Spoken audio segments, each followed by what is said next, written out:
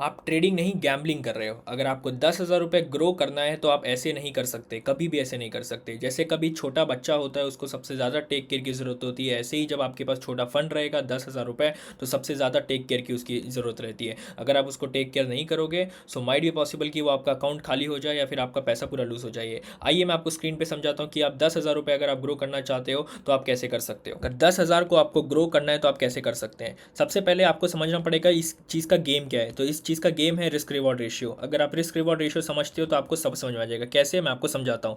अगर कोई दुकानदार है, अगर वो 100 रुपये का पैंट ले रहा है और उसको अगर बेचना है अच्छे प्राइस पे, तो वो 500 रुपये में बेचेगा, तो उसका 400 रुपये का प्रॉफिट होगा। तो मतलब उसका क्या हुआ, 100 रुपये का खरीद के 500 में बेच रहा है। तो that is why risk management is very important, risk reward ratio is very important. अगर आप कोई भी ट्रेड बना रहे हो, अगर आप एग्जाम्पल ऑप्शन ट्रेडिंग करते हैं, इक्विटी ट्रेडिंग करते हैं, अगर 10,000 रुपये पे अगर आप 500 रुपये का रिस्क ले रहे हैं कोई भी अकाउंट में या किसी चीज़ में भी, अगर आप 500 रुपये का रिस्क ले रहे हो, मिनिमम 1:3 का टारगेट करें। मिनिमम 1:3 का। अगर 500 रुपये आप लॉस कर रहे हो, 1,500 रुपये कमाने का कोशिश करो। अगर अगर आप 10 में से 5 टाइम लॉस कर रहे हो तो 5×5 = 25। 500 रुपये लॉस कर रहे हो, 5 ट्रेड लॉस हुआ, आपका 2,500 रुपये अकाउंट से गया। बट अगर आप 5 टाइम सही हो, अगर 1:3 का आपने टारगेट पकड़ रखा है, तो आपका 7,500 रुपये का प्रॉफिट हुआ। अगर आप इसमें से माइनस भी कर दोगे तो भी आपके पास 5,000 रुपये का प्रॉफिट इन द एंड जेब में बचेगा। तो इससे समझ में क्या आया कि risk reward ratio is very important in trading.